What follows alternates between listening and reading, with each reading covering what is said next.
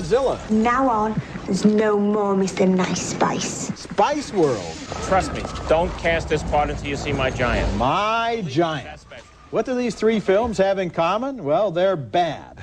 So bad that either Gene or I, or maybe even both of us, consider them among the worst films of the year. I'm Roger Ebert of the Chicago Sun-Times. And I'm Gene Siskel of the Chicago Tribune. And the worst films of the year is the subject of this special show, and this is one of our favorites every year because we get to take one more shot at films, as we always say, that stole 2 hours out of our life, and we're never going to get those hours back.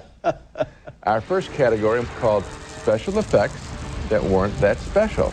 And one of the most stunning surprises of the generally superb movie year 1998 was the special effects extravaganza Godzilla, which failed to provide a single dazzling moment or a single thrill. A frequent problem, the script would have the characters describe the action of a scene rather than let us see it play out. Hundreds of thousands of people have jammed the streets, the largest evacuation in this city's history. And many people are not happy about it. Among those unhappy citizens are the managers of the stores along pricey 5th and Madison Avenue. The Warner Brothers and Disney stores have been totally cleared out by looters. Now, why tell us that rather than show it? The emptiness of Godzilla was one of the worst achievements, if you can call it that, of the year. I'm with you there, Gene. And you know, even though the Japanese Godzilla films were way down on the scale when it came to cleverness of special effects, nevertheless, their special effects were good enough that in those movies, Godzilla had a personality. Godzilla was the star of those movies. And in this new Godzilla, he was basically just this impersonal, uninteresting, giant lizard that seemed to cause most of its damage by accident, waving its tail around. Yeah. You know, sometimes people think you're being glib when you say, you know, there wasn't a single laugh or there wasn't a single not one time. Didn't scare me, not even like the first time when you think, oh, Omens, deep music on the soundtrack, and here it comes, and there it is, you know. Okay, in this category of unspecial special effects, my choice would be the dismal holiday comedy Jack Frost. Now, the effects in this movie were bad in and of themselves. They weren't even good special effects. Look at this snowman. And try to forget it's allegedly occupied by the soul of Michael Keaton, who was the young hero's dead father. Consider instead that the full resources of the filmmaker succeeded in creating only an ungainly and unattractive creature designed to inspire loathing among adults and fear among children. Charlie, it's me, Dad. Honest. I can explain everything. Get away from me! I can, however, imagine the right movie for this snowman. This is my free tip. It would be a comedy about a special effects expert who designs the snowman in revenge because he hates the movie's producers. Well, comedy is where this thing could have gone. I think I mentioned in my original review, since he embodies the father, why not have Parents' Night, where he goes to school and leaves a big puddle on the floor? I mean, there's so many areas for humor. Okay, next category. Our next category is called It's Fiction, but Is It Science? That's right, we're talking about science fiction that should have been shot into orbit instead of taking up valuable screen time. For example, Phantoms, the release from last January that starred Peter O'Toole and Ben Affleck in a film both of them should have paid to get out of. The movie is about an isolated western town that's endangered by loathsome, slimy creatures that jump out of drain pipes and eat people. O'Toole is a scientist who explains how tapeworms can contain memory in their very cells and can learn from generation to generation, apparently unlike the makers of this film. Over centuries, only a tiny percentage of this thing's prey has been human beings, but from them it's absorbed knowledge, acquired intelligence. Another monster movie I could have done without was Deep Rising. Remember that one? It starred Treat Williams in the story of a giant squid that came from beneath the sea, where else do they come from, and turns into a version of the creature from Aliens, traveling down pipes and ventilation shafts in order to jump out of a ship's openings and eat people.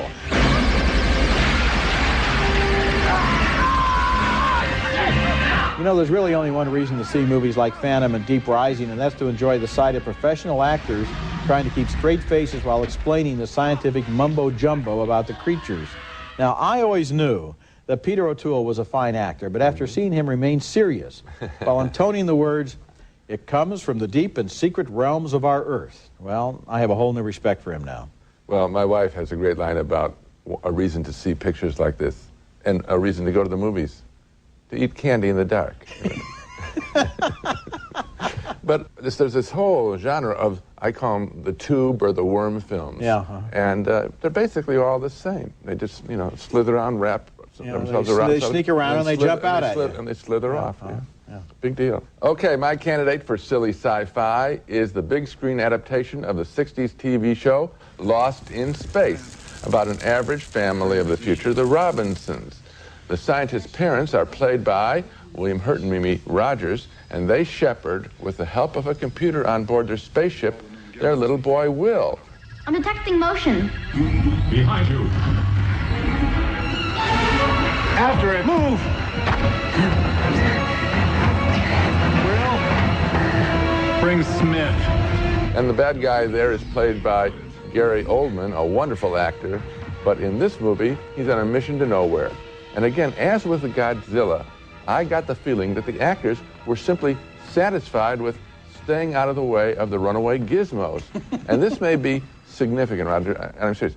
Maybe special effects are so intimidating to actors that if they can just get away with accomplishing the stunt, you know, not fall into the blue screen or whatever, that's enough, that their goals are set very low. Does that make, you know what I'm saying? Well, we've seen actors do a real good job with special effects. I mean, the Star Wars pictures and the Indiana Jones pictures and so forth. But what I really disliked about this movie was they didn't really open it up too much from the old TV show. Maybe if they could have come up with a more engaging and original story, it would have helped. Just have a little wit. Try to have some fun. Do it for yourself. From your mouth to Hollywood's ears. When we come back, the worst movies of the year continue with advice to some perpetrators to keep their day jobs.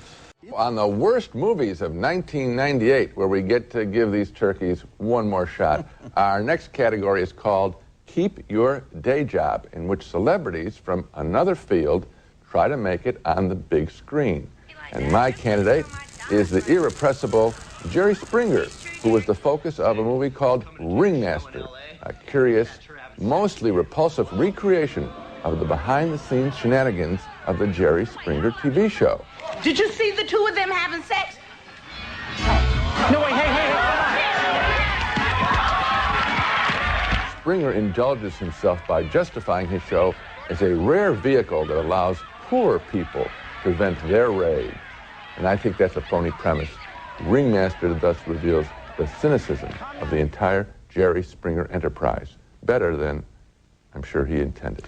Well, you know, I agree with you about Springer in this movie. I thought the movie itself was a little better than you did because I liked the other actors, but Springer walks through it as if he wants to put a mask on so that nobody can see that he's there. It's kind of the same approach he has to the show. And my only other complaint is, here's a show, for better or worse, it's shot in Chicago. Oh. Why have the movie make it in Los Angeles? I mean, if we can give the world Michael Jordan, at least we can take the blame for Jerry Springer. There's no zero-sum game that those two can play. Oh, yeah, apples and oranges. My selection is a movie starring the Spice Girls, who certainly should have kept their day jobs. They just don't make it as movie stars. This was truly one of the year's worst films, a musical that had to sort of work around the fact that the Spice Girls can't sing. They're not such great dancers either. The problem was, when they weren't singing, they had to act, and they can't act either. I never know what to wear. Well, it must be really hard for you, Victoria. You know, Charles decides whether to wear the little Gucci dress, or the little Gucci dress. When the movie was over, I still didn't know the Spice Girls by name, which is okay, because I don't know the Teenage Mutant Ninja Turtles by name either. So I thought maybe there could be a movie where the Spice Girls and the Ninja Turtles fall in love, run off together, and never come back. You've seen too many movies, pal. The film isn't very good for another reason. We all know the classic rock and roll movie about a group called A Hard Day's Night. Mm-hmm. And all you have to do if you're going to make a movie about a rock and roll group or a music group is rip that story off. You know, oddly enough, they tried to. Even the opening scene is shot for shot from A Hard Day's Night, and it's still no good. And then, at the end, they're so bankrupt They throw in a live childbirth scene, and they can't even have one of the Spice Girls get pregnant, even though in real life they were busily getting pregnant. In the movie, they have a friend who comes on, and she's pregnant. And all I wish was they'd just given us one scene of the Spice Girls all together saying, push, push. Yeah. But no luck. Boy, that's a dramatic one. When we return, some of the worst would-be comedies of the year. Was the perfect end to the perfect... Scene of categories, comedies that did not make us laugh. And my pick here would have to be The Waterboy, which was an enormous hit for Adam Sandler. It grossed millions of dollars from millions of people who must have liked it a lot, but I didn't. I didn't think the movie was funny, and I didn't much like Adam Sandler's character, but what I really hated was his speaking voice. It's supposed to be a Louisiana accent. Louisiana should sue. Nice soup. Thank you. It was my daddy. Mama don't know I'm here, but I took these out of the icebox. Louisiana fog cakes. The fact that a lot of teenagers apparently like the movie is not a good sign. My advice to intelligent teenagers who are in love is take your dates to The Waterboy, and if they like it, break up with them. You know what? I'm curious to go back and see if they're really enjoying it. Are they really laughing at this picture? I don't know, because, boy, I didn't. You know how they have revivals of classic movies? I'd like to bring this movie back in 5 years, bring the same people back, put them in the theaters, and see how they like it. Well, if they haven't been in a car accident, I don't think they'll like it anymore. My first comedy without laughs is called My Giant, with Billy Crystal as a desperate talent agent who thinks he has found a gold mine in the form of a huge peasant he stumbles upon in a European backwater. He's played by the tallest man in the NBA, 7'7", George Murasan. Not that hungry. I had a late gruel. I'll just pay. I think Billy Crystal must have thought that the mere sight of Murasan and the jokes that could be made about his size would be enough to justify the movie as a comedy. Now, here's another lousy comedy from my list of the worst movies of the year. In fact, its title is BASEketball, a melding of baseball and basketball, in which two teams take turns shooting free throws while their opponents try to psych them out by distracting them with verbal insults and sight gags. Guess I'll take my shot now. Sure, if I make it so I can get home quick and smack my wife in the eye, yes, sir. Shut up, Reamer. Those are Trey Parker and Matt Stone, creators of the animated TV hit South Park. But not only are they not at all funny in this movie, there's another problem. The shooters in BASEketball almost never miss. I'll bet the percentage of shots made in this film exceeds 90%. And there goes any tension in the scoring and in the outcome of the movie. Nobody misses. How could they blow that one? It wasn't a good movie. And as for My Giant, you know what I think happened? I think that they had a photograph of Billy Crystal and George Murasan standing next to each other, and they thought, when they saw it, there's the ad. There's the poster. That's what I'm saying. Billy Crystal thought, you know, I'm just going to stand next to this huge guy, and it'll be funny, because I'm short. Yeah, well, everybody's seen that on television every time George Murasan is interviewed after a game, so big deal. Okay. My turn, and my next choice is Very Bad Things, a so-called comedy that is so mean-spirited, angry, and ugly that watching it was intensely uncomfortable. The movie begins in a Las Vegas casino where 5 friends have a bachelor party. By the time the party is over, a call girl has been accidentally killed, and a security guard has been murdered, and the friends have cut up their bodies to bury them in the desert. Heads up! If the material had been played straight, it would have been more honest, I think, and since the film is well acted and well directed by Peter Berg, it might have even been good. But it chooses cynicism instead of really confronting the material, and it counts on the audience to laugh at the cruelty just so they can feel hip. I really felt unclean. Disgusted by the film. Yeah, I mean, that premise that you just read, bachelor party, hooker killed, cut up the bodies, I mean, you're sitting there thinking, is this entertainment? Yeah. No, it isn't. You got it. When we come back, we prove that with sequels, less is more. Our next category is titled Son of Sequels, Part 2. It's devoted to sequels where the inspiration ran out after the title went on. My retread of the year is I Still Know What You Did Last Summer, which didn't even get the title right, since really it should have been the summer before last. Once again, the fisherman is on the prowl, this time in the Caribbean, slashing people with his fish hook. Doesn't anybody ever notice this guy? Don't you think he looks a little suspicious? I Still Know What You Did Last Summer is essentially just a series of dumb dialogue scenes alternating with violent slasher scenes while the music goes, Didn't know I could sing, did you? I still don't. And then the funny thing is that on the posters, Jennifer Love Hewitt's bosom gets larger and larger with every re-release. I don't understand that. Yes, this movie is a spin-off of the old dead teenager movies where a movie started with a lot of teenagers who were alive, and then it killed them off one by one until only one teenager was left, and he was necessary to provide continuity for the beginning of the next movie. In this film, eventually, I think they will kill off every actor in Hollywood under the age of 25 in sequel after sequel after sequel. Now you got me encouraged. I might wait in line overnight. Gee, I know that you love the opera, as I do. Yes? You haven't been listening hard enough. Your musical intonations there were very sad. Well, you know how they have that chord. It's kind of a, it's called a sting. You feel stung. Yeah. Okay, I have two picks of bad sequels. The first is Odd Couple 2 with Jack Lemmon and Walter Matthau. And Roger, I'm going to take a shot.